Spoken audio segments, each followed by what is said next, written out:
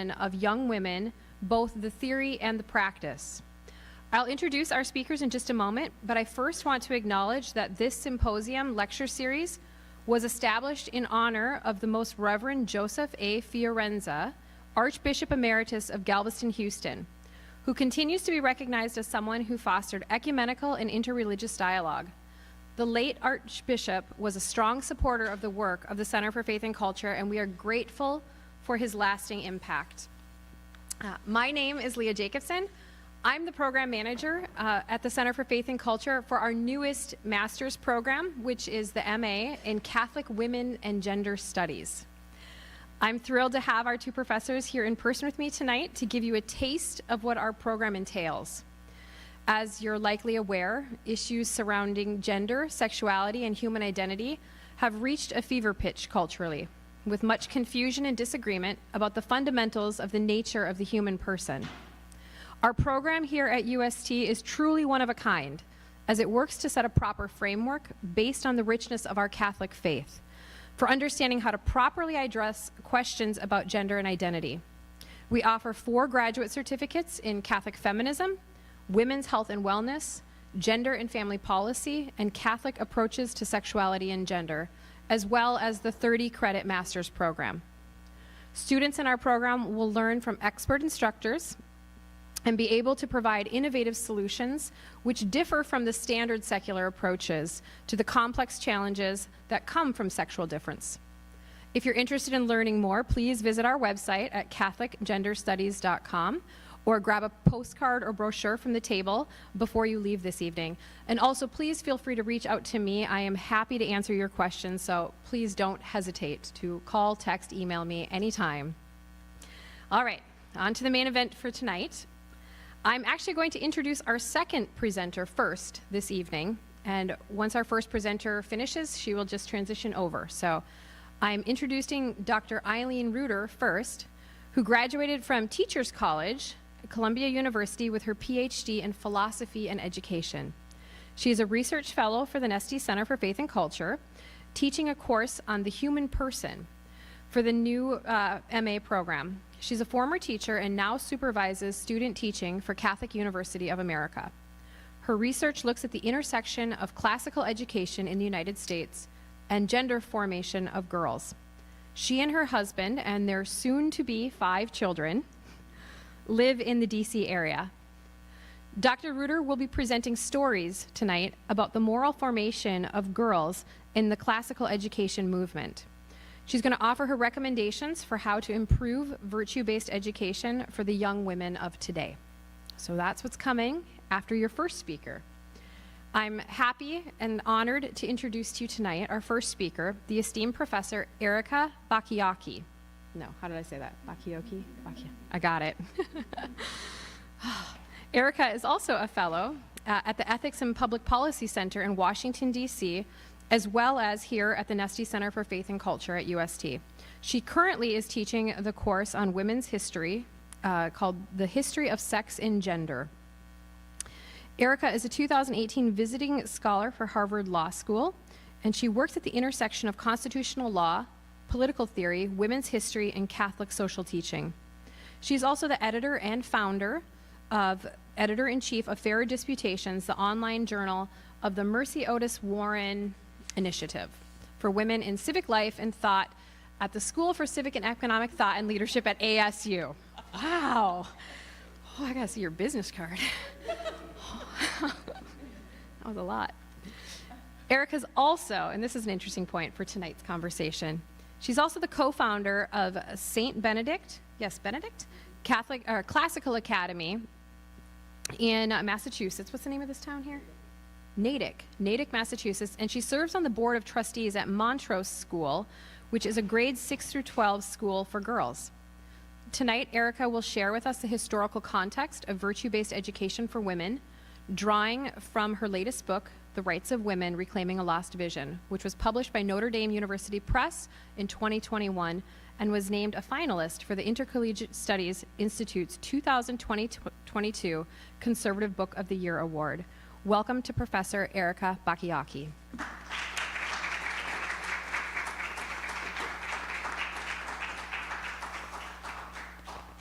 Thank you. It's great to be here. I'm going to push this aside because knowing me, I'll just roll right over with it. Thank you for that great introduction and for this wonderful program that you are marshaling for us. So, as students of the American founding well know, the Republican form of government our founders crafted was one that depended upon the virtue of its citizens. Political self-government, they thought, required personal self-government. An individualistic people animated by personal ambition and material possessions rather than the common good would easily be made the slaves of others. They would not be free. But the young republic did not take direct charge of the moral formation of its citizens. Rather, as Alexis de Tocqueville observed during his travels throughout New England in the 1830s, Americans mainly entrusted this politically indispensable task of moral formation to non-political institutions like churches, schools, and families, and in particular to American women. Indeed, Tocqueville saw in American women an interior strength, confidence, and independence of mind that inspired them to dedicate themselves not to personal aggrandizement or external accomplishments, which he very much worried tempted democratic men, small d democratic men, but to the cultivation of virtue and the building up of families and communities. Comparing American women favorably to the French, Tocqueville credited American women's religiosity, but also their manly education, in which he observed a girl's reason seemed to be developed alongside her heart. The education of girls in the new nation was no small thing. After all, the great observer of democracy in America believed that everything, I'm quoting now, which has a bearing on the status of women, their habits and their thoughts, in my view, is of great political importance. I suspect we would all agree that this is no less important today. But today, we don't talk so much about cultivating the virtues to safeguard freedom, nor are women as mothers, nor men as fathers, seen as being personally and specially vested with a distinct kind of moral authority, a real privilege and adult responsibility for cultivating virtues in the young. And this flight from lauding these traditional sources of meaning in our body politic as measures of real moral status is having significant consequences today. If we're to trust recent polling, it appears that far fewer young women or men are even interested in taking on the distinct adult privileges that come with raising a family. The majority of young Americans seem to think professional work and making money are more important to their future happiness, and strangely, their parents' generations tend to agree. The worldly ambitions and prioritization of external accomplishments, those that Tocqueville regarded as threats to our Republican form of government, are no longer confined to men. Women, too, seem to have succumbed to what he worried were democratic excesses. Now, it's become increasingly fashionable on the online right today to argue that the priority American women once seemed to give to the virtuous formation of their children was largely abandoned because women obtained access to higher education and the professions. More likely, in my view, is that just as women in the late 19th and early 20th centuries were securing the civil and political rights the American founders had denied them, America's perspective on education shifted dramatically. No longer was formation at home and at school understood to be a profoundly moral and inescapably religious enterprise. Now the agenda was to train kids to compete in the increasingly global economy, with education reconfigured as being mainly about skills building. Certainly, the opportunity to acquire technical and professional training is a great advance for both men and women. I'm grateful for my law degree, and my husband's grateful for his technological aptitude. But the seismic loss of the morally formative enterprise of an authentic liberal education, the very kind of education that the early women's rights advocates wanted for women, has negatively impacted both women and men. This loss has made both sexes less morally prepared for today's technological revolution and has undermined the childhood formation and the virtues that both motherhood and fatherhood especially demand. No wonder our young men, and women especially, are increasingly anxious, depressed, and fearful of undertaking what has ever been the privileged marker of adulthood, raising one's own kids. So what happens when a regime that prizes liberty and equality abandons the deeply formative mission of cultivating virtue in its boys and its girls, its men and its women? This crucial question is one that the 18th century pedagogue, moralist, and advocate for the education of women, Mary Wollstonecraft, returned to throughout her abbreviated life. I think she still has much to teach us today. And though some of her lessons are about men, I'll focus the balance of my remarks on the education of women. And I'm sorry for my throat. I'm hoping it's going to last the night. Yeah, thank you. That is my water, yeah. So Wollstonecraft lived and wrote in the late 18th century, just as the American and then French revolutionaries were throwing off old forms of hereditary rule in their respective attempts to enact altogether new forms of Republican government. Like her fellow small r Republicans, Wollstonecraft extolled freedom from illegitimate and arbitrary rule, but not a freedom left to unconstrained desires. For her, political freedom both depended upon and served each person's moral development, which consisted of learning how to discharge everyday duties virtuously.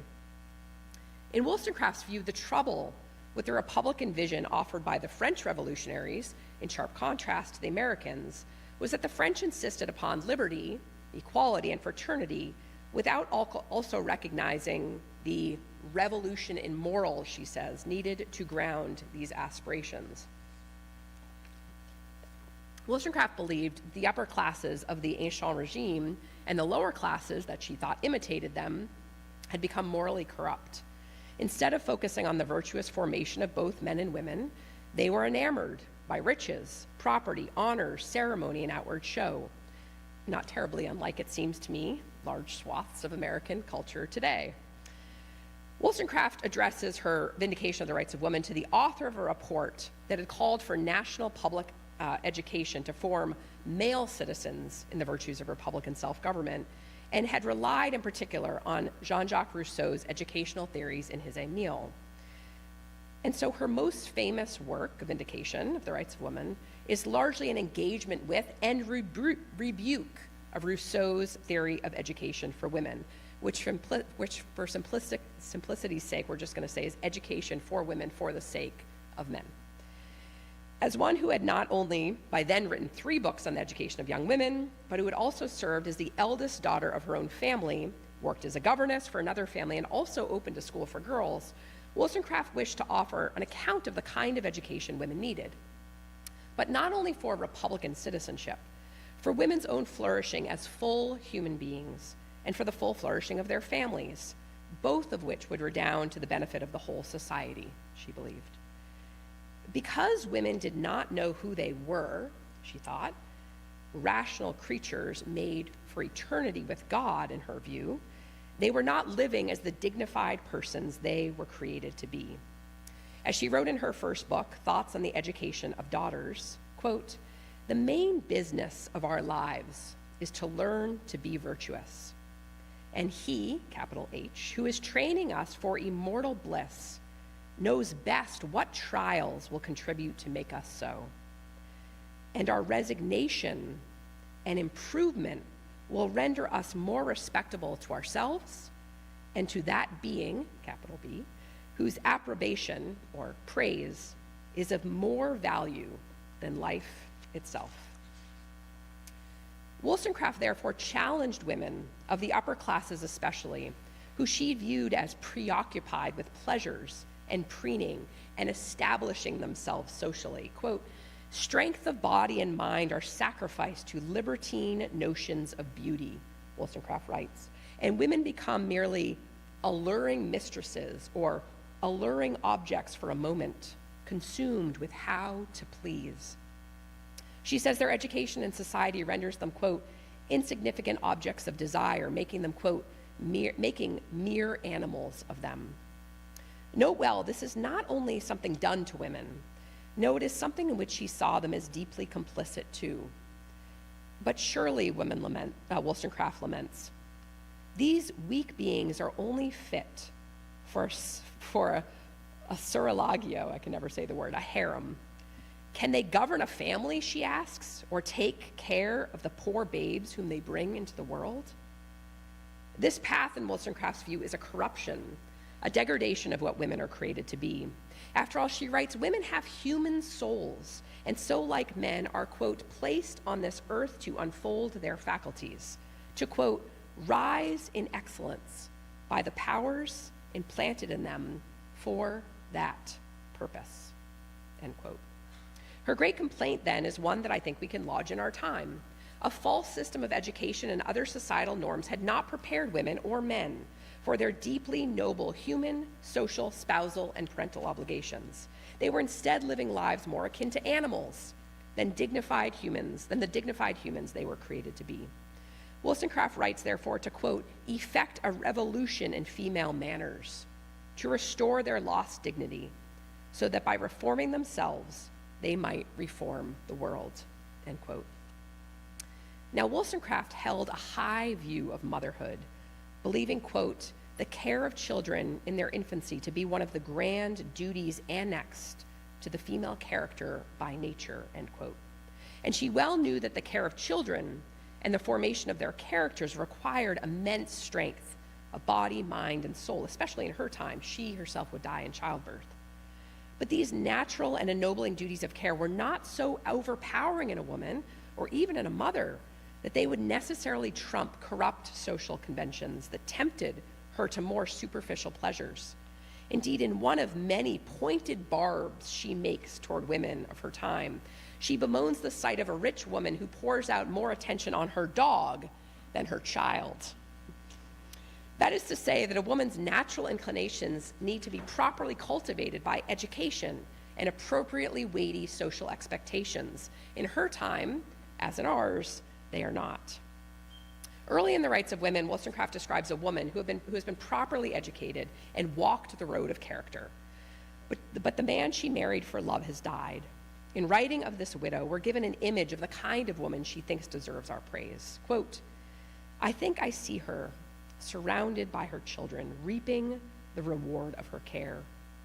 The intelligent eye meets hers while health and innocence smile on their chubby cheeks. And as they grow up, the cares of life are lessened by their grateful attention. She lives to see the virtues which she endeavored to plant on principles fixed into habits, to see her children attain a strength of character sufficient to enable them to endure adversity without forgetting their mother's example. The task of life thus fulfilled, she calmly waits for the sleep of death, and rising from the grave may say, behold, thou gavest me a talent, and here are 5 talents, end quote. According to Wollstonecraft, then, a proper education is not only rigorously intellectual, it's also religious and moral. It's not merely, she says, preparation for life, as many contemporary educators also tend to see it, but, quote, the first step to form a being advancing gradually toward perfection. And given a woman's infinite worth and status as a rational creature, she must not be educated like a, quote, fanciful kind of half-being, focused on external adornments, accomplishments, or genteel feminine charms, as per Rousseau's theory of education. Rather, a woman must, quote, endeavor to acquire the human virtues or perfections of her nature. Indeed, Wollstonecraft is convinced that we can't expect women, or men either, to rise to the occasion of discharging their various duties happily until they understand why they ought to be virtuous. They need the bigger picture. A woman must then be given the kind of education, Wollstonecraft writes really early in her Rights of Women, that will, quote, strengthen her reason till she comprehend her duty and see in what manner it is connected with her real good, end quote. Women will then not be fixated on appearances or consumed with how to please, but rather, in Wollstonecraft's words, they will be, quote, more observant daughters, more affectionate sisters, more faithful wives, and more reasonable mothers. In a word, good citizens.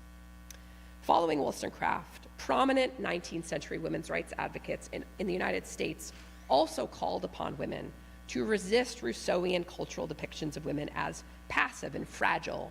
Just the contrary, remember, of what Tocqueville had actually observed in New England only decades earlier.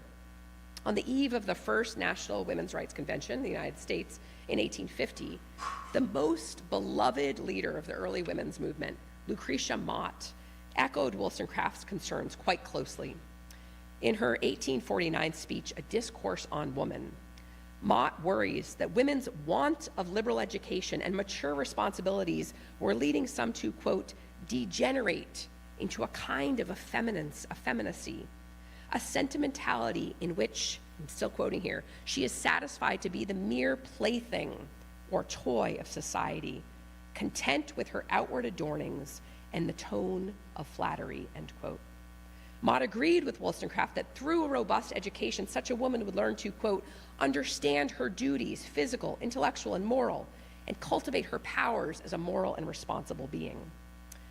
Likewise, antebellum women's rights leader Paulina Davis's speech on the education of females at that first national convention decried the growing valorization of a certain kind of female effeminacy that masqueraded as woman's nature per se. Cultivated, Davis argues, quoting here, for the delights of her affectional nature, the heart is disproportionately developed, and she is made a creature of pure feeling and passionate impulse. She continues, still quoting, intellectual culture of any kind which might abate or stead or balance feeling is held unwomanly, and the sex is enslaved by the disproportionate activity of its own distinguishing traits, end quote. The, quote, overstrength of her heart, Davis concludes, is exaggerated by the weakness of her head. And into the early 20th century, the Catholic philosopher Edith Stein also made similar observations about what she called the specific degeneracies of woman in her essays on woman.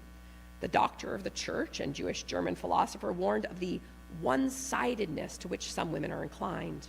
Quote, where discipline of mind and will are lacking, Stein writes, emotional life becomes a compulsion without secure direction, end quote. The danger for women of this, quote, unilateral emotional development, according to Stein, is that, quote, instead of spiritualizing the body, the soul is controlled by it, and the body loses accordingly its character as a human body. Wollstonecraft herself has sung a similar tune, quote, taught from infancy that beauty is a woman's scepter, the mind shapes itself to the body and seeks only to adorn its prison. So where Rousseau and other educational theorists wish to see women lean into their sentimental charms, Wollstonecraft, Mott, Davis, and Stein want by vigorous education and purposeful work women to order their minds to protect them from the characteristic vices to which they are tempted, and thereby to allow them to flourish.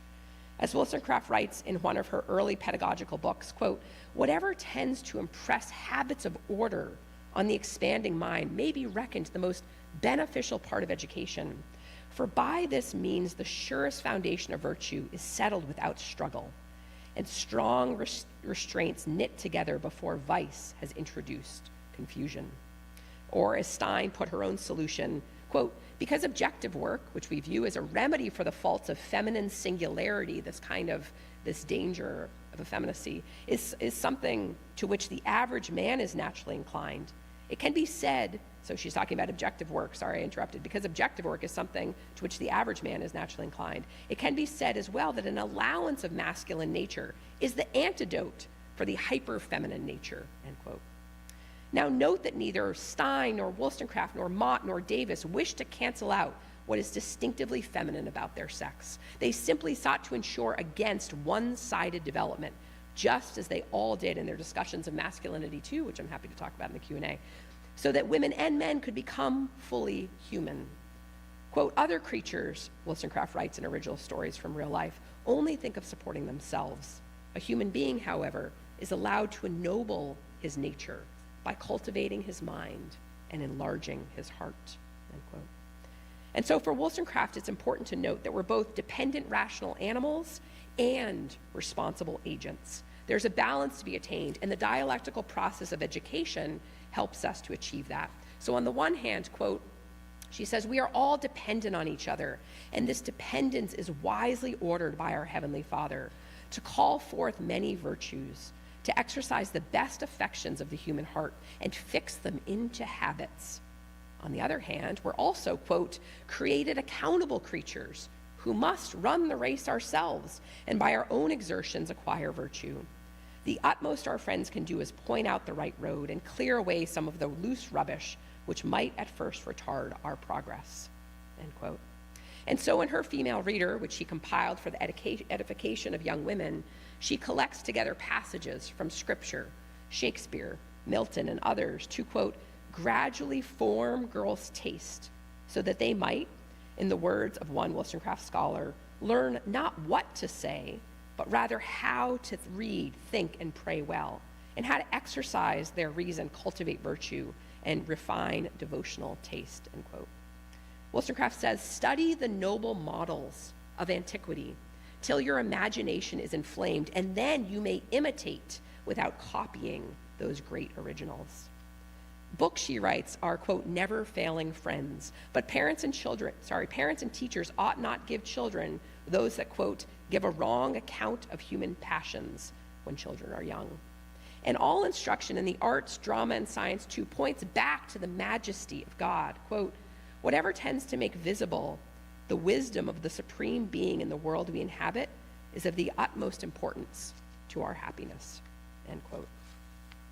And so, in Wollstonecraft's account of education, one learns to be virtuous through the gradual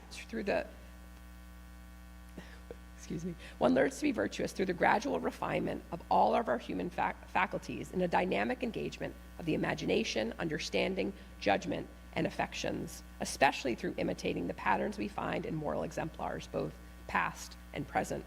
As she prays to God in one of several deeply beautiful published prayers, quote, teach us with humble awe to imitate the divine patterns and lure us to the paths of virtue.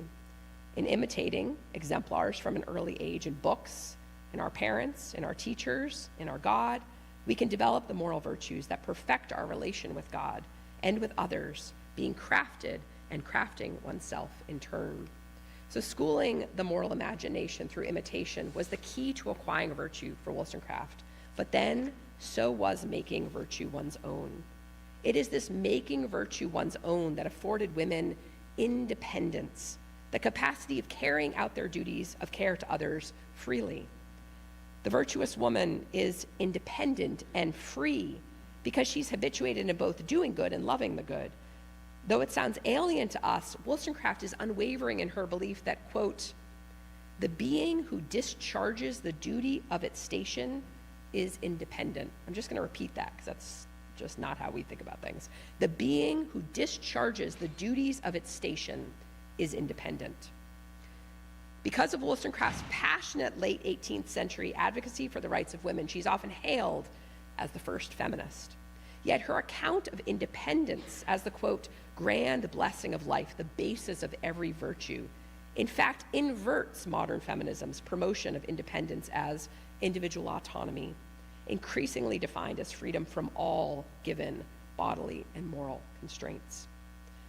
Wollstonecraft's view of independence, of doing what I ought to do freely and happily because it coheres with my real good, is perhaps what Tocqueville saw in American women who freely dedicated themselves to the moral formation of their children and the flourishing of their communities. As the corpus of Wollstonecraft's work shows, high moral purpose in service of one's family and the common good is perfectly consistent with, and indeed may well be, the highest end of the political and legal rights of women and men. Would that we had a new generation of educators who believed such a thing. Thank you.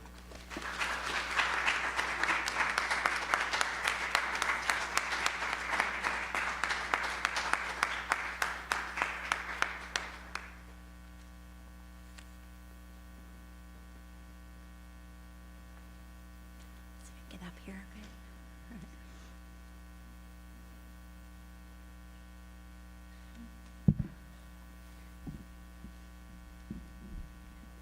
I think I'm good. You guys hear me okay? Yes. Thank you, Erika, for giving us this noble vision of how liberal education, especially of education in the virtues, is needed for girls today. In the time I have here, I will offer stories from 6 different classical high schools where I've had the honor to do qualitative research. I aim first to show that technology has intensified the problem that in this corrupt regime, as Erika said, girls are encouraged to focus on sensuality and how to please others.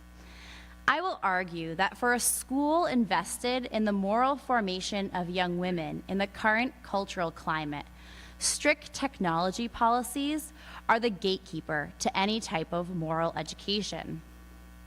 In the remainder of my time, I will explore the tensions apparent in these schools with regards to teaching the virtues of modesty and chastity. The administrators and teachers I spoke with during my research would prefer to spend their time and energy designing a holistic, well-rounded education in the virtues of prudence, fortitude, temperance, wisdom, etc.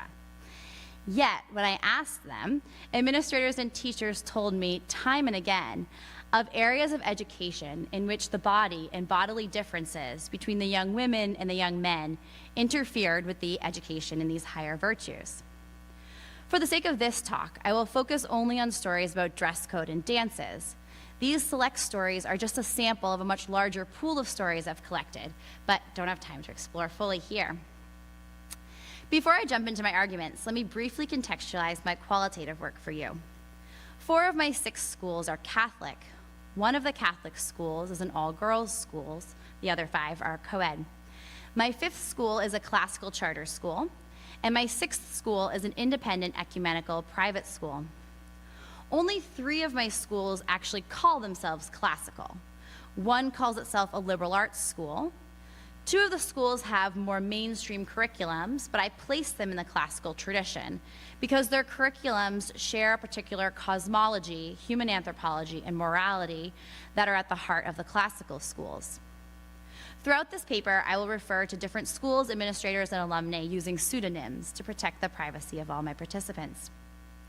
So, technology. Erika, using Wollstonecraft and Stein, identified that in this corrupt regime, girls are encouraged to focus on an improper sense of beauty and cultivate an inordinate desire to please others.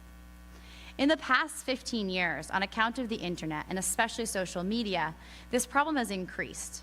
I won't dwell long on this point because Abigail Schreier in her book, Irreversible Damage, Jonathan Haidt in his book, The Anxious Generation, and Leonard Sachs in Girls on the Edge have shown this to be the case. Their books cull data and stories that eloquently demonstrate that social media has had a drastic impact on the health and wellness of young girls. Jonathan Haidt says, quote, "On the most prototypical platforms like Instagram, users post content, often about themselves, and then wait for the judgment and comments of others. Such posting and waiting, along with social comparison, is having a larger and more harmful effect on girls and young women than on boys and young men." Haidt, Schreier, and Sachs do not get into a philosophical analysis of why social media impacts girls more than boys, but Erika's talk lends much insight on this question. If Stein and Wollstonecraft are correct that girls tend to the vice of caring too much about their appearance and trying to please others, then it's no surprise that girls are particularly drawn in by the affirmation they receive through social media. The pressure to look a certain way on social media has led young girls to obsessively try to improve their appearance, leading to anorexia, depression, and anxiety. Any school that is serious about the moral formation of students has to be serious about their technology policies. I offer 2 stories to illustrate my point. Last spring, I was supervising student teaching in a large archdiocesan Catholic school. This is not one of the schools where I conducted research. My job was simply to mentor a student teacher. Yet in that role, I spent a significant amount of time in the school and listening to my student teacher talk about the school. I was struck walking through the hallways and in the classroom at the extent to which students were tied up with their phones and computers. I often saw girls laughing together over posts on social media during their breaks or free periods. The student teacher with whom I worked was frustrated with the one-to-one computer policy in the school. She complained that the students frequently wasted class time online, and she made it a goal of her student teaching to cut back on the use of computers during her classes. This year, I had the privilege to study a classical charter school. They have a beautiful new campus built purposefully in the last 5 years with very little technology in the school. Classrooms have projectors, but not smartboards. Students do not have computers, and students seen with a phone in school receive a suspension. The dean of students told me he gives out about 3 suspensions per year for citing a cell phone, but in general, the policy is highly respected and followed by the students. Last year, students from this charter school were invited to volunteer at a pro-life banquet in the city. The organizers of the banquet also invited students from the local diocesan Catholic high school, which, from the description I heard, is quite similar to the high school where I supervise student teaching. This spring, there is another gala, but this year, the organizers are only inviting students from the classical charter school to volunteer. The principal of the charter school told me that his students knew how to communicate with adults, look them in the eye, and carry on a conversation, all of which he attributed to their lack of technology in the school. Technology is the gatekeeper of moral education in the schools. Of course, much could be added about the need for school policies to be enforced and supported at home. If there's a disunity between the school policies and the family policies, the school policies will be much less effective. But I'm going to leave that question to the side for now. So, the tensions about teaching modesty and chastity in the schools. All of my 6 high schools see the drastic impact of technology on students and have implemented policies to limit technology to allow for greater moral formation. But there is less agreement among my schools when it comes to questions in which the body and bodily difference matter. Of the 6 high schools where I conducted research, 3 have administrators who have studied philosophical anthropology with specific attention to sexual complementarity, which is actually quite extraordinary. If I searched throughout the country, I would probably find only a few more school administrators with this intellectual formation. Now, to clarify, in each of these schools, there were teachers who had studied and taught philosophical anthropology to the high school students. But only in half of these schools had anyone studied the differences between men and women from a philosophical or theological point of view. This may seem nitpicky, but it's very relevant because while the administration at each of these exemplary schools has a clear vision of human education, the lack of study of sexual complementarity meant that questions of bodily difference were often relegated to areas of school policy questions that had to be figured out, rather than serious areas of virtue ethics. What do I mean by this? When I begin research at a new school, I speak to administrators about the school mission, the curriculum, their approach to virtue education. The beginning of our conversation always revolves around the human education, for which Erika, Wollstonecraft, and Stein are advocating. Then I ask the hard questions.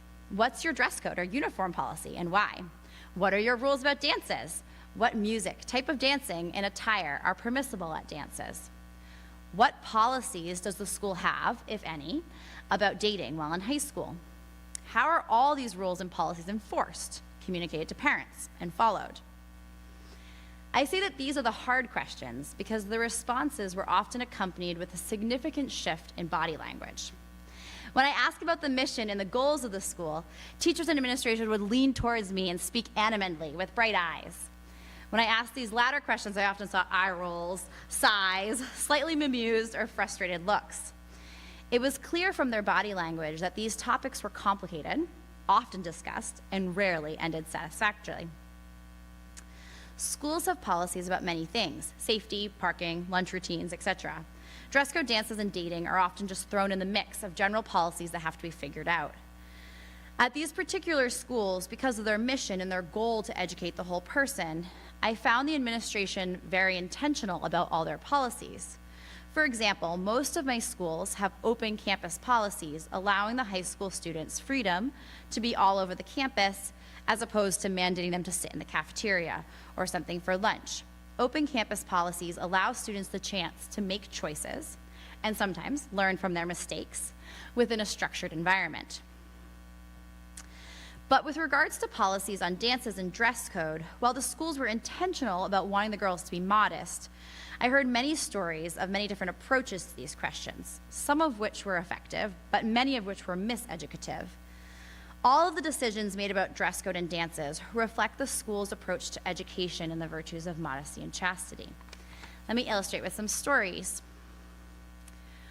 On a day-to-day basis, the main issues were around girls rolling their skirts, making them much shorter, wearing clothing, everyone laughs, but it's so true, wearing clothing that was considered too tight, see-through, generally distracting, such as loud jewelry. With dances, the issues were even more complicated, but generally, all the schools had some variation of the 4 B's rule: no breasts, bottom, belly, or back showing. The schools also had different approaches to monitoring dress at dances. Cardinal Newman Catholic School has the students sign an agreement before the dances that they understand what they are allowed to wear. Mary Ann, an alum from Cardinal Newman, told me that once or twice a year, the boys and girls were separated for retreat days. Mary Ann did not like these days because she said, quote, "There was such a focus for the girls on how we dressed. That's all fine and dandy, but at some point, there was a point where it almost felt like body shaming. They would have fashion shows. There was one, it was so bad, I don't think they ever did it again, where they had a bunch of the upperclassmen girls show what to wear and what not to wear, how to dress your uniform, how to dress out of school, how to dress for a school dance, and they let the girls wear the inappropriate stuff for the what not to wear. I think they were trying to show us how ridiculous it looked, but it was just not done well," end quote. St. John's, another Catholic high school, has a fabric room where the teachers send the girls dressed inappropriately to get shawls or material to cover up dresses before dances. Caritas, a small ecumenical classical school, has the girls send pictures of themselves in their prom dresses to the dean of girls before the dance so that she can approve their dresses. None of these schools would allow students, but specifically girls, into dances if they were not following the dress guidelines. There seems to be mixed messages everywhere regarding why the way students dress matters so much. Mary Ann, again, from Cardinal Newman, said, quote, "I know there were times where they would try to talk about beauty and dignity of women before they would give us wardrobe talks," end quote. From Mary Ann's experience, I gathered that what could have been valuable lessons for the girls about their dignity were lost because they were poorly timed, usually as precursors to telling the girls how not to dress. Administrators explained their rationale differently. One thing was clear: what the current culture puts forth as fashionable for girls' attire is not accepted in any of these schools. Dr. Todd from Logos Classical School said that the dress code was part of the school's approach to virtue ethics and was mainly about obedience. The students out of dress code were often also the ones who forgot their gym clothes. He saw these as connected. This student has a lack of prudence or temperance with regards to order and material goods. Mrs. Follett at St. John's told me that it is, quote, "really dicey to pick the proper language," end quote, to explain to the girls and the mothers, who are generally helping the girls shop, why the school has these rules. Mrs. Follett also told me that they've encountered frequently the issue of mothers buying their daughters 2 dresses, one appropriate prom dress for the actual dance, and a second cuter dress for before and after prom. The administration was strict about the policies, but the parents undermined the school in this situation. I also heard from both the administrators and the alumni that there was a persistent issue of girls' emotions regarding all these topics. 2 heads of school, Mrs. Corwin and Dr. Todd, told me that boys seem to view uniform guidelines as simple rules. Tuck in your shirt, put on your tie, no yelling in the hallway. While boys might not like the rules, they were just part of the school's policies to allow for an academic environment. The girls were much less able to have an emotionless attitude towards dress code.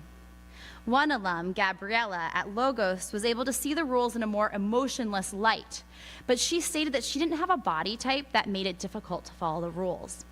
She recognized that her friends with curvy bodies had a much more difficult time dressing in accord with the rules, and they felt that, quote, "their body was not really valued or seen as beautiful," end quote. Our friend Marianne at Cardinal Newman also said that was true of her. She said, quote, "I am a chestier person, and so I used to get in trouble sometimes if I was wearing a dress where even if it didn't show anything, I could have it all the way up to my neck, but because I had a chest, I would get into trouble. I was required to wear shawls and sweaters over all my prom dresses, dance dresses, whatever. It was a consistent issue back then. They were like, you have to hide your body, and I would say, but there's nothing wrong with it. It's totally covered," end quote. In some ways, it may seem tangential to the moral education of girls to focus on dress code rules at these schools. But the tensions alive within the questions of dress are at the root of our understanding of what it means to be women. For girls, the freedom to dress in whatever way they choose was tied up with their understanding of freedom more broadly. Some wanted to dress in fashionable styles that were very revealing of the body as an expression of their freedom, yet others felt that what was considered immodest was unfair to girls with certain body types. And it was extremely difficult to shop for clothing that fit the modesty expectations of the schools. The schools struggled to articulate why they cannot allow girls to dress in many of the fashions of the day. Some of the alumni experience a sense of shame at their own bodies, and others still feel that girls were unjustly expected to uphold norms of modesty and chastity for the boys. Mrs. Follett at Cardinal Newman told the girls, quote, "We are brothers and sisters in Christ, and there are things we need to know about how we're both wired. We are each other's keepers," end quote. This message was clearly heard by the alumni. Some took it to heart, whereas others were very frustrated by it. Yet, despite the often negative messages, I also heard positive feedback from the alumni. One alum from Logos remembers appreciating being told by her friend's mom that the goal of dress and fashion is to bring attention to the face, not to the body. Two other alums from the same school spoke gratefully to the effect the dress code rules had on their relationship with the boys at school. Sarah said, quote, "I felt that the administration promoted healthier relationships between boys and girls because the dress code was a thing. I didn't know that dressing provocatively would do anything to a guy. I really didn't put that together. But I did definitely get the sense that it was my job to try to look nice but be covered at the same time, be modest about it. And I think that probably helped keep relationships healthier and more respectful," end quote. Caitlin agreed with Sarah. She said, quote, "I think that a lot of girls had this feeling of frustration that they were inherently dangerous for boys, but it was a two-sided coin. This is the negative side of it. But on the flip side, and coming from kind of a more chivalric time period, there was a lot of benefits I think I experienced as a girl going through high school, something that full-grown women have never experienced, men treating women respectfully.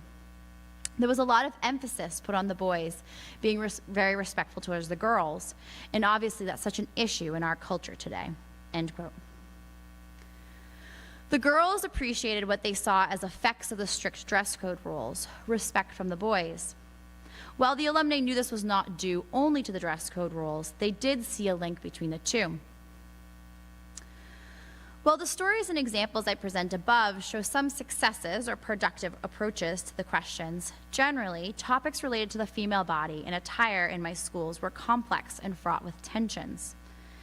These questions of the body are a microcosm of the conflict between my school's view of what an integrated human life is and mainstream society's view of happiness. The girls go on Instagram or online shopping and see sensuality disguised as beauty and marketed to them as a path to happiness. The schools are trying to send the message, though often in convoluted or confusing ways, that dressing in the style of the day, usually showing a great deal of one's body, is not going to bring happiness. They're trying to tell the girls, you are made for more than this. From the view of the administrators and the teachers, the goal was to uphold the dignity of the girls, showing them that their worth is much deeper than the clothing they wear. The revival of classical and liberal education in the United States is renewing an emphasis on the human virtues in education. But there's still work to be done within these institutions to properly educate students with regards to the virtues of modesty and chastity. It seems that the schools are emphasizing dressing appropriately as a way of directing the freedom of the girls towards what they see as good. Yet, despite their best efforts to form girls in this area, they're constantly fighting an uphill battle because the message they want the girls to hear is the opposite of what the girls hear from the culture.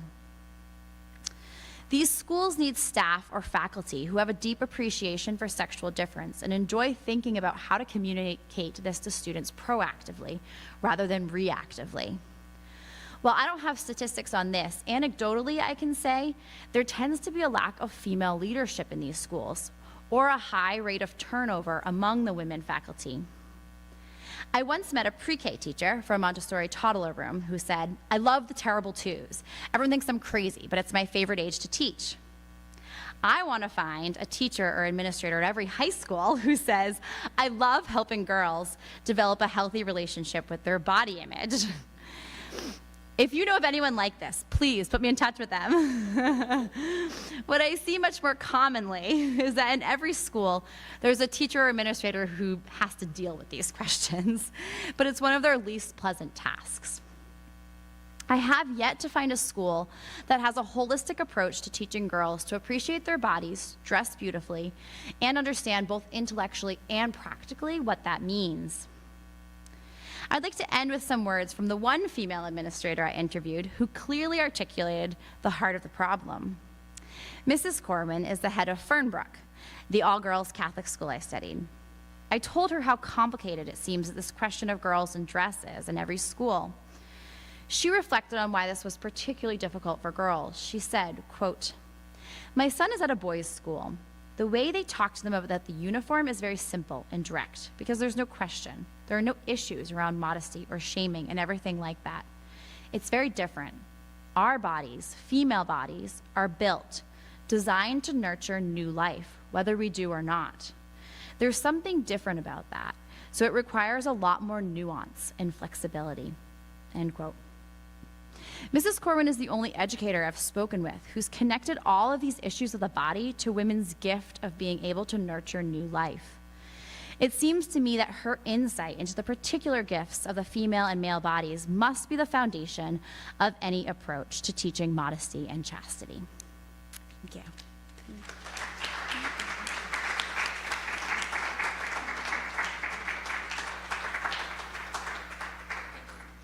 Thank you both so much for these incredible insights. We're going to open the floor now for question and answers. So any question is up for grabs. I'm going to find those microphones. Where did they go? Where are they?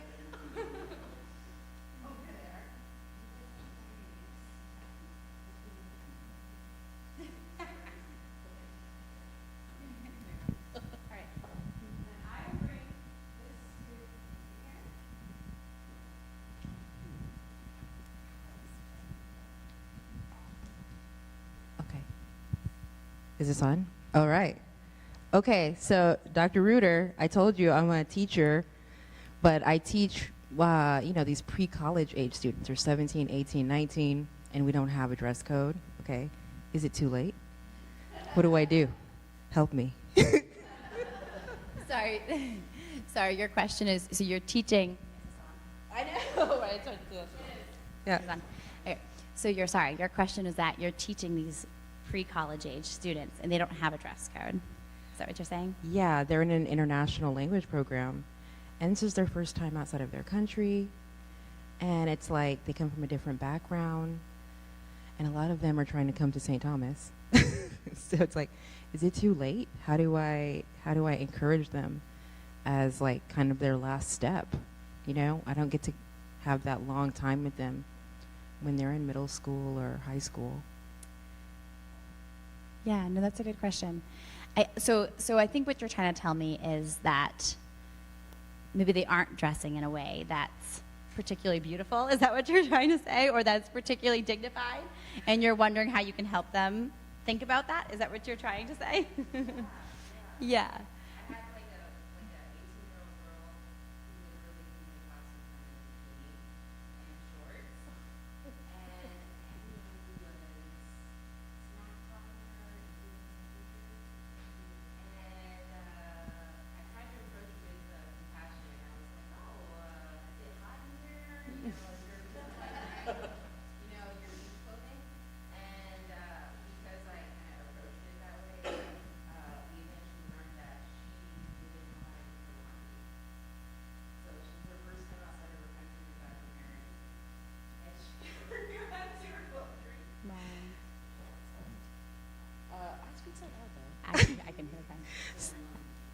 Oh, the people online can't hear me. Yeah, so basically I had a student who came to class in a bikini Yeah. because she didn't know how to do her laundry. And what I did is I tried to approach it with compassion. I hope I did a good job. But I mean, what about other students? Like I have students who come in with crop tops or like, basically the same thing in a swimsuit. It doesn't bother me personally, but I mean, do you want people to treat you a certain way? Do you want people to treat you with dignity and respect? But I don't know how to heard an approach interesting story, which maybe would be helpful to your situation, just that all the women who work on on ESPN, on sports networks and things, that they try really hard to dress like, super professionally and very modestly. And just because of the atmosphere that they're working in, it's such a male atmosphere. And I just thought that was an interesting, like they were like, we aren't going to get any respect unless we dress like this. So, I mean, you can take that approach. I mean, you were telling me that you teach 4-week courses, so you have them for 4 weeks. It's really quick, right? But if, like, part of what you're doing is helping them to, get used to a new country and all of that, I mean, one of the things you can say is, like, kind of come at it from the approach of respect and professionalism and, just have, like, a conversation with them and say, like, you'll like, you're going to be more respected in all your academic settings and your work settings if you dress professionally. Here we go. Maybe just a follow-up question from that would be, did you have the chance to have conversations about how they balanced, I think it's true that you'll be more respected, you'll be respected based on how you dress. How did they balance that with, it is also the responsibility of the other person to respect you regardless of how you present yourself, like that those have to be complemented. Well, this is the men, this is the flip side of the vices, right? I mean, do you want to talk about that, Elizabeth? Do people want to talk about it? We want to hear. Well, I do think Erika has more to say on this, so I'm going to let Erika talk to this. Yeah, I mean, obviously, yeah. So I was focusing on women, and so was Eileen. And I think one of the really fascinating things about kind of the history of the women's rights movement in our country, and as you saw, I mean, I started with Wollstonecraft, who's English, is that the early women were all interested in not equalizing men and women by bringing women down to like the male standards of, say, sort of sexual kind of unchastity. They wanted to bring men up to the standards that the culture currently had at that time for female chastity. So they actually wanted, so one of the funny slogans was votes for women, chastity for men. And Wollstonecraft was especially, strong, like her strongest language in her whole book is about the want of male chastity, the lack of male chastity and how harmful it is to women. And so what we ended up doing is instead of going in that direction, we ended up saying, okay, well, I guess, if you can't beat them, join them. And women all just sort of declined in their desire to kind of live that particular virtue. And so that's unfortunate. And so now we're in this position where we do have kind of the freedom to kind of dress and however, and it's a lot more difficult to say to a man, like, respect me, be chaste, be pure, all these things when women just aren't wearing as many clothes, But if you're like wearing a lot, you're dressing respectfully and all that, then of course, like, it's a lot easier to be like, what are you doing? Like, let's have a respectful relationship here. So I think it's a tricky puzzle, because in this culture it does feel like we, want to demand of men, come on, be respectful, and then the women aren't kind of taking on some of the responsibilities themselves. On the flip side, sometimes in Catholic communities or Christian communities, you see all the pressure put on the woman as though she's the one responsible for his chastity. No, it's his virtue. He's responsible for his own purity and his own chastity.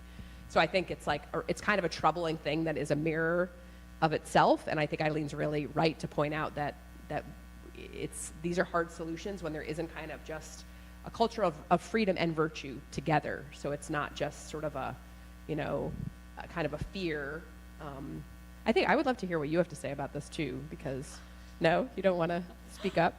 I think you probably have a lot of insights. So I have Leah a lot of has thoughts also on written this. a book on this, on the body and women. And Well, my thoughts on this, in general, where your conversation was ending, Eileen, when you were talking about just not finding any schools where someone's excited about teaching about the beauty of the female body. Like, I was sitting there going, I'm so excited about that. That's all I do. I talk about periods and ovulation and all that stuff all the time because it's the best. And so I really just think that when women, my nonprofit has a program called the Cycle Show, and we start with girls 9 to 12 years old. And the slogan of the Cycle Show is, I can only protect what I value and respect. And this program is so incredibly important because it preventatively and proactively helps little girls understand that they're covering something really sacred and really beautiful. And it changes their sexual decision making. It changes everything about their life when they come to respect their fertility, when they learn to track their cycle at 10 years old. And so I absolutely agree with you that this should be the standard in all education, not just Catholic education, not just classical education, but every education system should be teaching girls the intricate beauty of their fertility and of their cycle and what makes them uniquely different from men, because then it makes so much more sense. Like, I'm different, I'm unique, I want to cover and protect this because I value and respect it. All right, we want more questions. Who's got thoughts?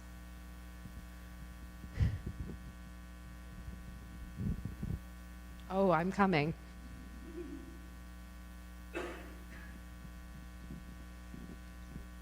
This question is for Dr. Reuter. I just wanted to ask you, you were talking about the corrupt regime that we're in now. I just wanted you, maybe if you could just elaborate on that and what you mean specifically. Is it like a time period or? Thank you. That was just a quote. Okay.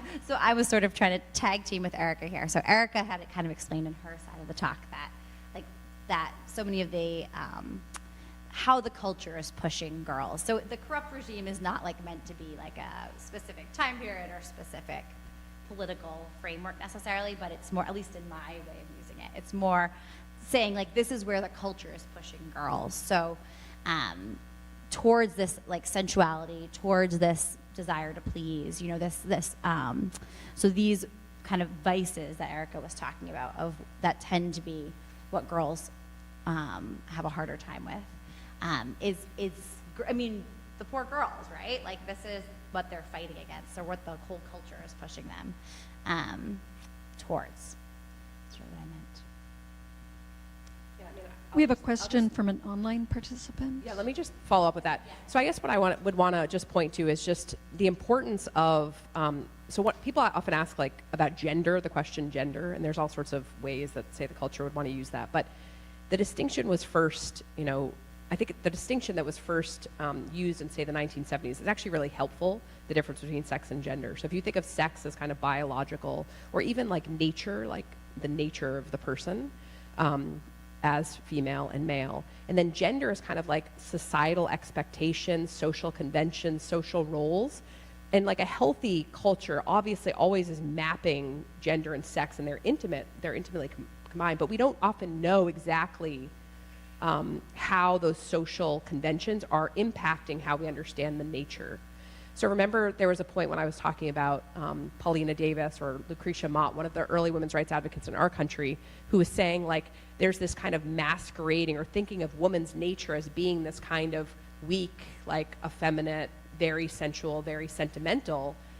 And Wollstonecraft's claim is that that's actually conventional. That's at the level of convention. Not to say that it's entirely disconnected from nature. Clearly, the fact that all these women's rights advocates throughout a long period of time, basically 150 years, pointed to the same exact thing shows that there's something in nature that it has to do with kind of women and femininity, right? But the question is, do we say that that's sort of nature per se, or do we say there's something fallen about it? There's something not quite right that we want to kind of improve. And so to add on the man side, both Wollstonecraft and Stein, and actually these other two too, when they would also talk about kind of a degenerate masculinity, where one's strength is not used for service of others, but is used to dominate others. And so it's the same. So Stein actually talks about two. She talks about that kind of domination over a woman, or also kind of a workaholism. She sees two with men. And so the same kind of thing. And you see this with, women writing in kind of broadly the feminist kind of tradition, I guess, if there's a tradition, you could say it, the complaint is about male domination, right? But that's not masculinity. That's like a fallen kind of masculinity, we would say, in kind of a Catholic approach, right? So there's some sort of masculinity that is very healthy, and it still has something to do with strength, right? Because men are stronger than women on average by a lot. And so how is it that men use their strength, right? And so I think it's the same thing with regard to the woman and her being effeminate. Well, the heart is really good and beautiful, but it has to be balanced out by the mind, right? And so I think that's, on the other side too, with men, one of the things that John Paul II was really insightful about was showing that, one of the ways that women have a particular genius is by seeing the person. And he was encouraging that genius for sort of men to follow along, to see that, like, we shouldn't just be all about efficiency and productivity and technology and all that. We have to see the person at the center. And so his view is that women could see that more. And so that too is the way John Paul saw masculinity could fall off a bit on being so objective and so kind of analytical with the mind that they forget entirely that there's a human person for whom, like, all of this exists, right? So I think those are the ways in which that gender sex kind of split, a way to think about nature nurture, all those ways is like, how do you think about conventions and how can health, because they're never going to be perfect and our natures aren't perfect, so how do you figure out how to map them and what's corrupt and what's healthy? It's super complicated. But I think the fact that so many different women saw the same thing gives us some indication that they were onto something. There was some insight there. This is a question from an online participant. Were there particularly successful structural steps that schools took to inculcate the school's virtue-based policies on tech and dress with the parents? Uniting the parents in an ethos seems hard. Yeah, that's a great question. I'm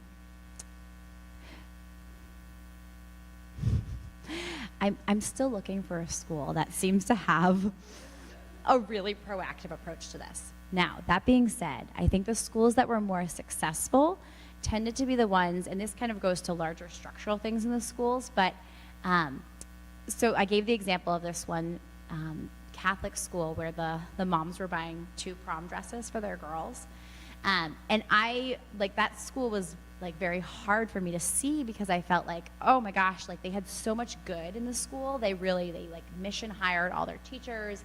The teachers really believed what they were teaching. But they were pulling students from sort of like just everywhere in the neighborhood around who wanted to join the school, and they didn't really have the families on board a lot of the times.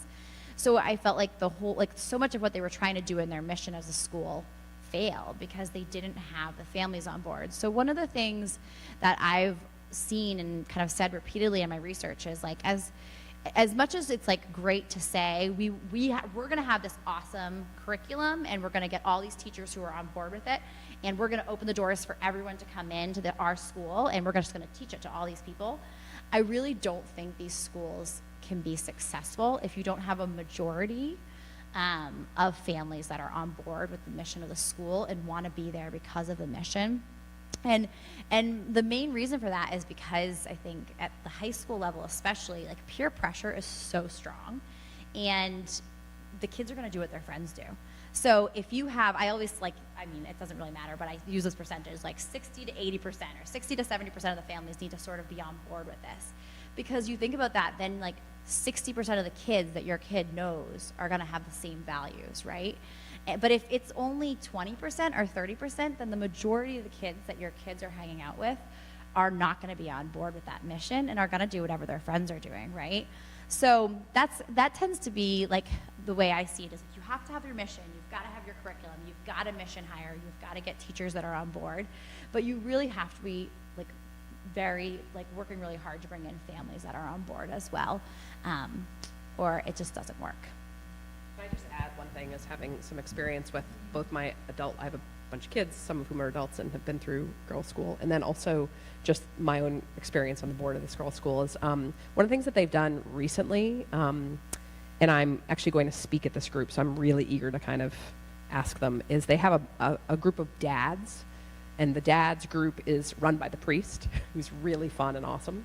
And I think I can imagine, theoretically, if you really got the dads on board, that a lot of this would, because in a way, like, dads can be so simple, especially if they're giving their daughters especially, obviously their daughters and son, but their daughters especially, a ton of affection, and then the girl comes down and he just says no, and it's very simple. And I just think, like, as long as there's a lot of affection, it could get really tricky if there's all this, like, oh, it's dramatic and stuff, but if there's, like, a good relationship, like there's a lot in the bank, and then he's just, and she knows how much he respects her, then, like, I think the dad's kind of like, that's not okay. I have a good story on Yeah, that, okay, actually. good. No, just a real quick story on this exact point. Just a funny story of a girl who came downstairs in a mini skirt, and her dad just looked at her and said, "Did you put your sister's skirt on by accident? You and your sister go to the store and buy yourself a new skirt." And he just, like, gave her money and they went off shopping. But it was just like a joke. Like, of course you're not wearing that. Like, that's not yours. And, like, just go take care of it. Go buy yourself a new skirt. You know, just, like, funny.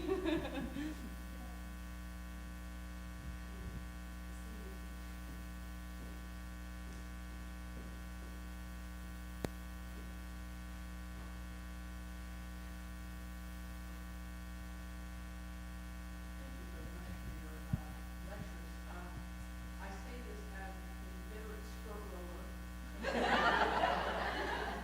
Up in the morning after we said morning prayers in my all girls high school, and then we had put it down before we had to kneel for prayers at the end of the day. But you know, I think we had rules, of course, that were prep that you were wearing some ugly looking jacket or shawl, you know, to the dance, you know, properly dressed. But the only thing it seems to me that really worked was images are one thing. I mean, obviously we could get images from the nuns about how to dress. That was not really dresses at all. But they looked beautiful in their habits, but that was not good. But there were a few teachers who were, how I say, you know, they were always, you know, they were perfect, always dressing. But it was the discussions that we had among the girls who were going to prom. And these were all, you know, these were people that were important about the fact that we were going to prom, particularly the juniors, you know, and we talked about, guess what, sex, drinking, and clothes. I mean, what else would we talk about? We were about ready to head off to the prom, and I think that the fact that it was, you know, conversation stimulated among the group, and we talked very frankly, because I don't think that most of these discussions are really frank enough. And when you're having them among the girls who are going, and you're also talking about drinking and other things, because, you know, things can happen drunk and everything like that. So I think that's, as I say, after middle school, that those are the most effective things, both images, you know, Jane Austen always, but, you know, images and then conversation among those who had something gained, something amused by this, in other words, the girls themselves. And they were amazingly, you know, frank and, you know, I think helpful.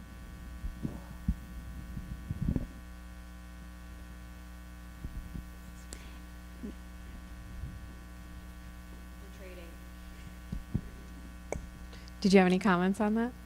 No, only that I think the models is absolutely correct. And I heard that from many, many of the girls that I interviewed, or the women who I interviewed looking back on their high school experience. Each of them, every single person I interviewed had a few different teachers that they pointed out as, like, this person was really important to me, this person was really important to me. So again, I mean, I do think, you know, this like the hiring aspect of the schools is so important, because again, I mean, that's just the age that girls are at, where they're, I mean, all high schoolers are at, right? They're going to be really influenced by their peers and really influenced by everyone they see around them, right? So I think the people that they see in the room, the teachers, are going to be super important. I'll add one thing while you're moving, is just, I think exemplars are huge in that having, it would be a great market, I think, to have to like for someone to start a fashion. I mean, there's like magazines and things like that, but to actually to have an alternative that's like really nice looking clothes. So my son is dating a girl who like travels long distances and comes back with like the greatest dress, and it's just like pretty, it's like shimmery, and it just looks great. You know what I mean? But she doesn't have to worry about all the other things that the girls who went to the whatever Kohl's down the street are putting on, because that's all there is. So, I mean, it's such a business opportunity, and we could get some good models who are... But I would also say that Jonathan Haidt talks about this in his book, The Anxious Generation. This is one of the, like, again, why I really, really strongly feel that technology is the gatekeeper here, because what he says in his book, which, I mean, I'm not going to say it perfectly the way he says it, but, like, the amount of images that you're bombarded with on social media, it's just so much that you... Like, so say you see your teacher like 1 hour a day, 5 days a week, right? But then you're on your phone 5 hours a day, right? Like, you're just seeing so many more images, so that the actual impact of those models and those exemplars is a lot less, because you're getting impacted so much more by what's online. So, I mean, I like don't want to sound like a Debbie Downer, like no one can have a phone, but I sort of feel like for girls, like you're not going to get a lot of the benefits that you could. If you're just constantly on social media. Yeah, thank you for this talk. I mean, I'm a guy, so I'm completely ignorant about all of this. So forgive the question. This is all fascinating, and a lot of it, though, seems to me to be sort of directed at high school age girls, which makes perfect sense. But I'm wondering then, as a professor here, what an Catholic liberal arts institution might do that would be helpful in this regard. A Catholic liberal arts, small Catholic liberal arts education somewhere in the South, somewhere in Texas. Anyway, what would they do that would be helpful in your view? It's a hard question. I would just say I went to a small Catholic liberal arts college, not here, but in the South, a different one.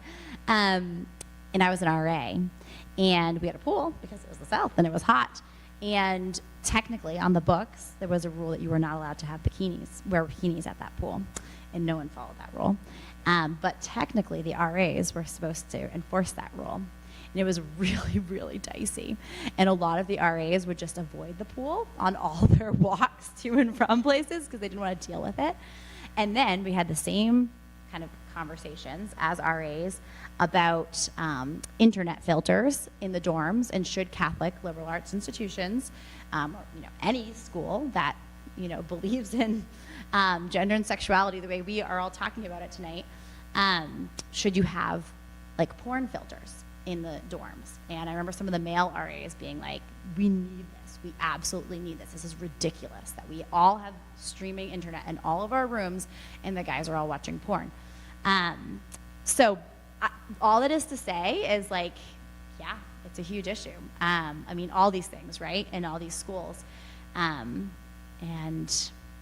I mean, I don't understand the world of higher education enough to know what you can really do, but I think there should be more. I don't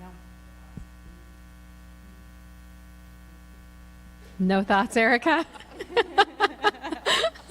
No, I think what Eileen said was excellent. Yeah, but that wasn't... There's no answer. Another one of these situations. No, another situation. Everything else is great. No, I feel like my job is just to show the problems, right? I don't have all the solutions. But the other thing we had to deal with as RAs was the common rooms and with the TVs, what shows were being watched on TVs, and we were supposed to be monitoring that as well.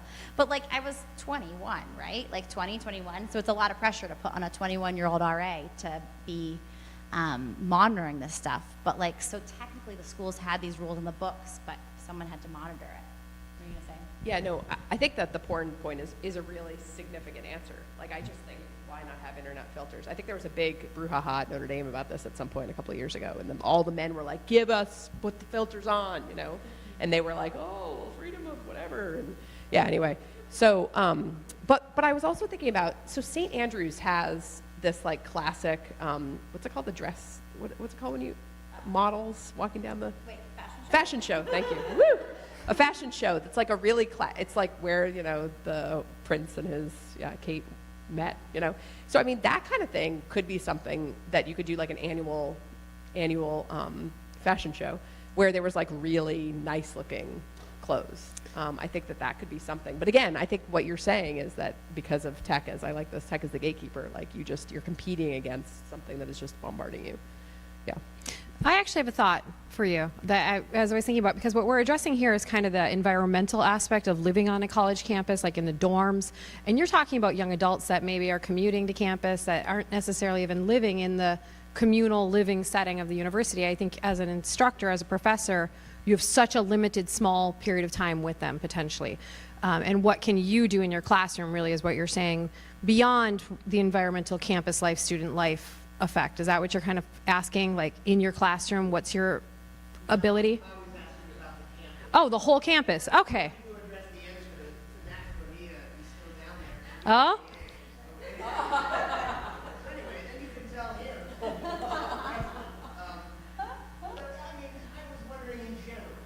Yeah. I mean, not only classes, I think we try to do certain things in classes depending, but again, you're up against a culture which is, you know, has billions of dollars and a lot more time with students than I would have with any student in class, particularly on any individual basis. So, and again, a lot of the things that you guys were talking about are things that are policies in schools, right? And so the question sort of came out of that background, like that context, like, well, what would be a policy of the school? Because as a faculty member, you would get in a tremendous amount of trouble if you tried to sort of be out in front of something which wasn't really the policy of the school. And we've had faculty members who have been in tremendous amount of trouble for being out in front of, you know, the policy of the school. So largely people should just, if you're a faculty member, you would just stay away from it. You would just not. I mean, but you have an honor code, so why couldn't there be a line like professional dress is expected? And you know, and this means, you know, bring back the suits and ties for men, and for women, they should be comparably dressed, you know, something like that. Hats for men, you know. I don't know. But actually, did someone see recently, there was something in the news about some company requiring a dress code? This just happened. Did anybody see this? It was just, shoot, I'm trying to remember, and I can't. Do I have to use this? It's for the online. Oh, it's for the online people. Okay. I want to make 1 point and then ask, see for about a reaction. First of all, Dr. Bachiochi's book that she referred to is one of the best books on this subject. All right, not so much the high schools, but developing virtue that I ever read, and I want to really strongly recommend it really to everybody, because what it does is it shows both the virtue and the vice that was involved, all right, in Mary Wollstonecraft's life.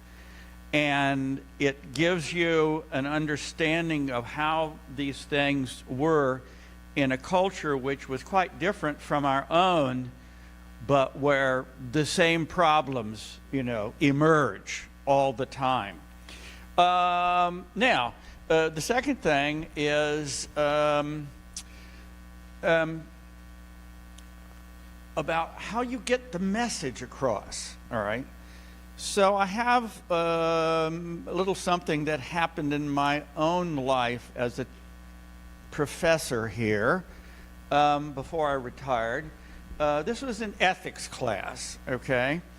And lo and behold, there were a lot of students, and a young lady came in who had been in 2 classes with me before, an excellent student, but she came directly from the gym in her gym clothes, okay?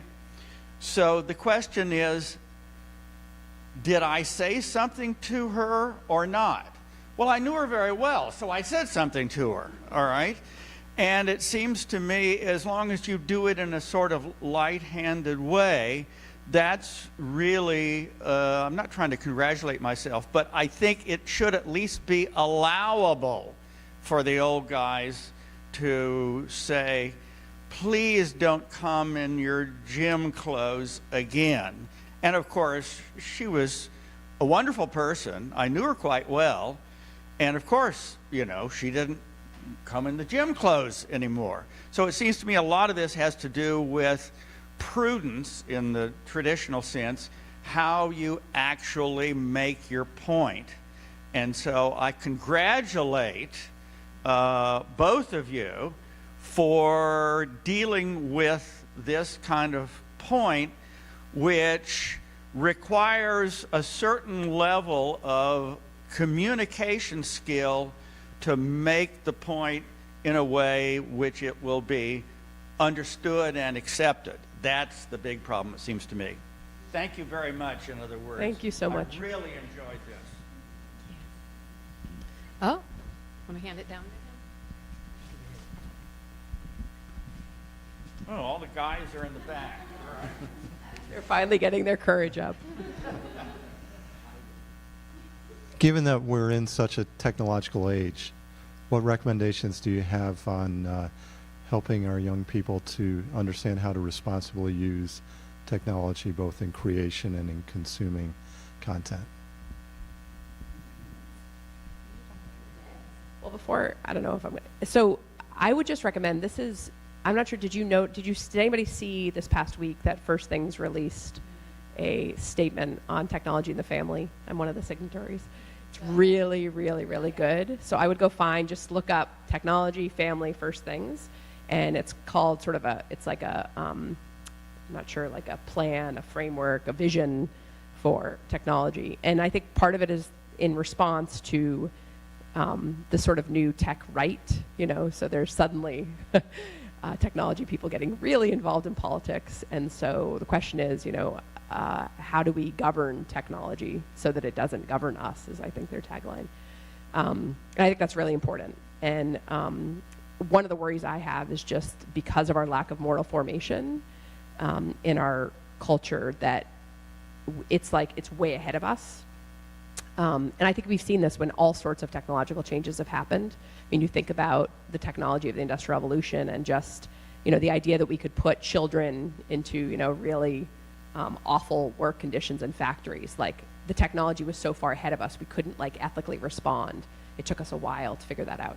So I think, you know, hopefully with some good kind of ethical leadership, we can do a bit better. But clearly, we're way behind right now in terms of technology with children especially. I mean, all of us, I remember when we were actually founding the school, this classical school 13 years ago, and I had a pretty dumb phone.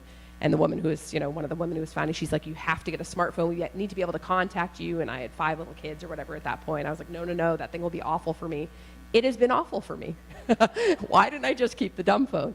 But I do know people who really do that. They find a way to disconnect. And one of the things that this policy says is that there's got to be ways that we're not requiring every single way to connect to anything to be through technology. I got really mad at my doctor's office the other day, Catholic doctor, and they're telling me, well, you have to sign into the website. And I was like, just call me. Like, what do you mean I have to, you know? But like, those kind of things are infuriating. And as we get old, I mean, I can't even imagine someone who didn't grow up with this at all, right? So I think it's just making demands on, you know, and you know, there's right to repair. There's a whole bunch of things in there that's worth looking at, because we have to collectively, everybody knows it's insane. Everybody, I mean, this isn't a political issue. This is like parents kind of have to rise up, just like parents did, and mothers especially did, in other kind of technological situations, again, like child labor, other types of situations. In terms of like practice, I mean, I My husband is a CTO, so he's like doing AI for dentistry. He's in a small startup, so he loves computers, always has. So it's a bit of a fight. Like, I would not have a television in our house. He likes, computers. So it's been really interesting to see if we can help our boys, especially, learn temperance through video games. Like, in other words, they love video games. So can we allow them to use video games so that they'll learn temperance? No. So I think I lost that debate many years ago, but in the end, I haven't seen it yet. This kind of like temperance through access. Also in that First Things piece, they talk about like making tech companies, I don't know exactly how they phrase it, but like basically this piece of like how addicting everything is, and it's purposefully addicting, right? So this like we need to be able to develop technologies that are not purposely addicting, right? So I think that's a piece of what's going on with the video game things, right? Like all this is purposely addicting. But I would just add, the school piece of it is really, really key, I do think. Again, when you're talking about this like middle school, high school age, especially, where kids are so influenced by their peers. So just a funny story about the peer influence piece. My husband was talking with some other dads who have older kids than ours. Ours are little.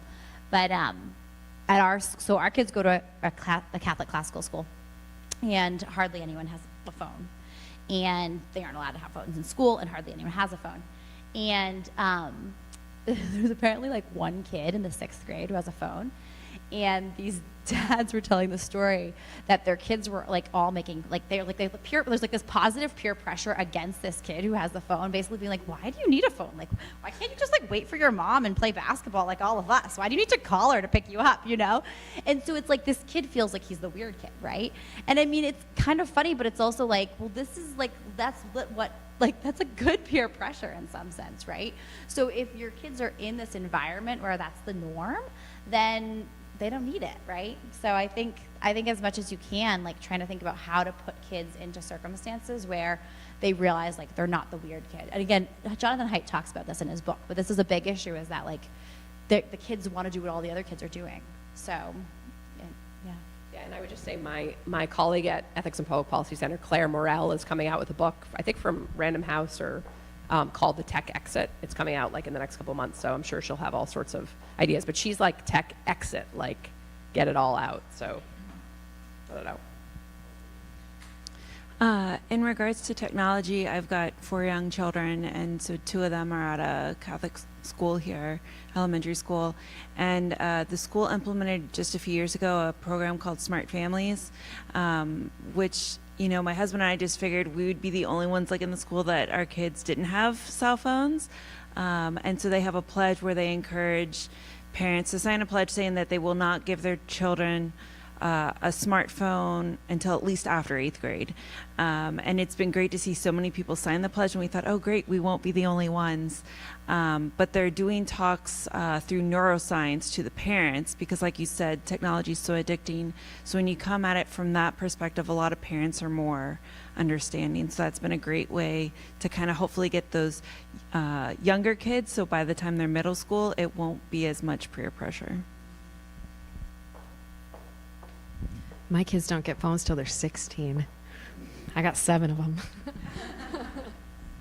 So I was going to follow on with that. Your story about the kids who, from the school that didn't have the cell phone policy, were able to sort of interact with adults. My younger kids went to a school that had a no cell phone policy, and the school very actively encouraged them to have at lunch talk to the person. And I noticed I notice, at least at the kids at this school, have much stronger interpersonal skills and interpersonal relationships. But I was wondering, the kids that you interviewed, could you tell a difference? And did the kids from the school with the no cell phone policy resent it? Or were they kind of happy to have that freedom? I know in Jonathan Haight's book, he talks about when they poll young people, they said, if you could start over and not have Instagram and not have these things, the majority of them said, I would give it up, but now I'm stuck with it. So, and I was just wondering if you're an experience that you had come across those attitudes. So I actually haven't interviewed any high school students for my data, just because I feel like when you're in that phase of life, you might not be the most articulate about saying what's impacting you and what's not. So I haven't actually interviewed the high school students about that question, but that makes a lot of sense to me. Can I answer that one? Because I do. I have 7 children, so my oldest is 20, my youngest is 5. So I have 3 of my children now have passed this magical 16th year threshold and got phones. And my daughter, I remember her being the most resentful. The first 2 were boys, and they didn't really care because they didn't talk to anyone anyhow. But my daughter, it was a huge, thing for her as a 7th grader, as an 8th grader, as a 9th grader, as a 10th grader. When she still didn't have her cell phone, she felt like she was being left out. But at one point, when she was about 15 years old, she finally articulated to us, all of my friends are depressed. All of my friends are fighting and they're anxious, and I guess something happened last night and they were all on TikTok or they were on Snapchat and they were all talking to each other. She's like, I don't even know what happened. She's like, I'm the only one that slept last night. Like her whole friend group. And so at one point she finally articulated to us, right before she got her phone, thank you for saving me from that. And so as a little girl growing up through middle school, not having that pressure on her, yeah, it was good. Now she's 17 and we never see her because she's on her phone. And I wish we got rid of it.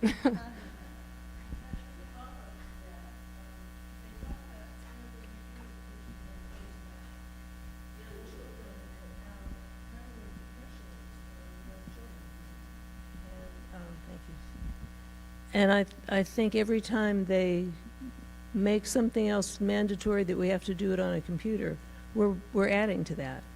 Because a child could have 100 friends, but nobody ever comes to his house because it's all online. And I think it's destructive in a lot of ways. I would applaud parents who are a little more careful about that. I did want to make one other comment when we were talking about dressing. I often said about my career, I got promotions not so much for my business skills, but because I dressed like the front office. Okay, we can take maybe 1 or 2 more questions and then. Okay. I think that, or it seems to me that there has been an uptick in more, instead of maybe body shaming, like body pride. Might think of Target or Dove. Their advertisement is very pride in your body. Have you seen that affect your research at all in terms of how? I mean, I don't think that disqualifies the fact that also there's a lot of bad imagery out there of how you should view your body, what the perfect body is, etc. But do you see any of that influence in a positive way? I feel like, Leah, you probably have more thoughts on this than I do necessarily. The only thing I would say is that I haven't seen, though maybe this is not true, but I haven't seen more real images of women.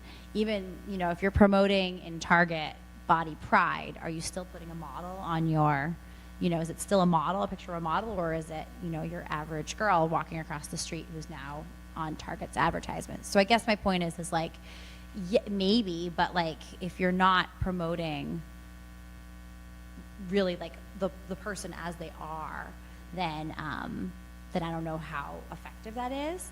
I did hear something recently about the younger, a generation younger than me, that they don't even trust photos anymore. It used to be that when you saw a photo, you would say, well, that's that's evidence, right? If you see a picture of something, it must be real. And now you look at a photo and they say, well, that's just, all photos are fake. Everything's. So just that sense of you can't trust any of the images, to me, I don't know, makes me question how much the marketing makes a difference. But I don't know, if Leah or Erika want to add to that. I don't have, I think that there's some progress, I think, in just body positivity, but I think it very easily can go to an extreme of whatever I deem healthy is healthy, and that's not always the case. So I think that there have to be some objective truths about what is healthy, what is good for a person's body, that sometimes can be lost in the body positivity, that sort of movement.